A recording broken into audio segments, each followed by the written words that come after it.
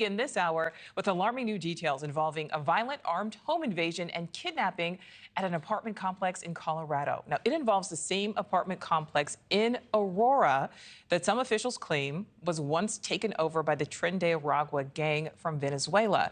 This is video you probably remember from back in August.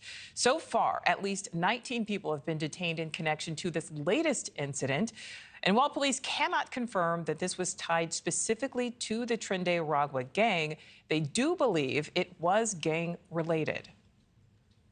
Based on the actions that I saw, based upon how this event unfolded, this is 100% gang activity. It's gang activity at Dallas. There are Venezuelans involved.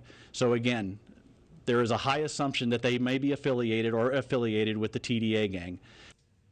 The police chief goes on to say that the victims in this most recent incident were bound, beaten, pistol whipped, and stabbed. He also says his department is working with Homeland Security officials to track down additional suspects, but says it is incredibly hard to identify TDA members because they lack specific identifiers. So I would like to welcome in now retired FBI special agent and an expert on Latino gangs, Daniel Bruner. Daniel, thank you so much for giving us some of your time. All right, so we just heard from the police chief there in Aurora. There are some who are completely convinced this is tied to TDA, but others disagree. What are your thoughts? Is that Venezuelan gang at the center of all of this that is happening there in Aurora, Colorado? So I've been talking about Tren de Aragua for the last year since I retired from the FBI. I spent 15 years pursuing and capturing a lot of the Hispanic organized crime, gang members, MS-13, Trinitarios, and TDA. This absolutely has all the hallmarks of Tren de Aragua.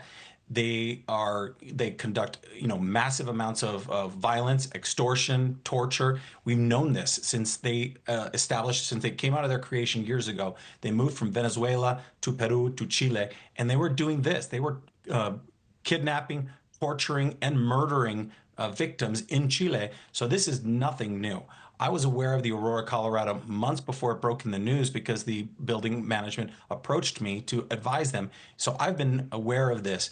The fact that they've made the 19 detentions, they're not arrests yet, they're executing search warrants, is a good step, but it is a drop in the bucket to the extent of the national security, the clear and present danger that this gang poses to this country. And it's clear that the failure upon Colorado leadership, the governor, all the way down to the interim police chief, it was a failure upon it. You're just lying to the public, but it is a clear problem. Daniel, I'd like to focus in on something you just said there. They're not arrests yet. Explain why that is.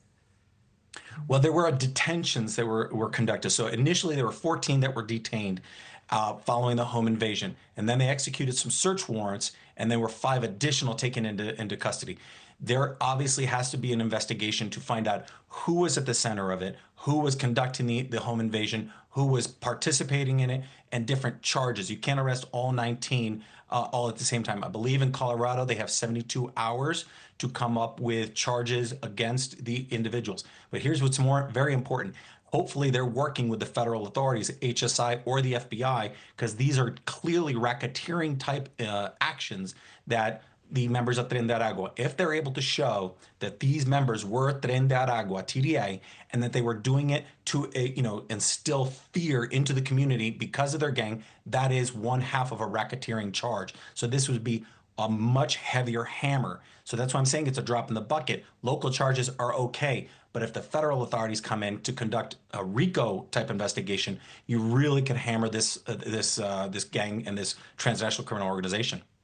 Thanks for watching. Go to joinnn.com to find News Nation on your screen. And don't forget to click the red subscribe button below to get more of News Nation's fact-driven, unbiased coverage.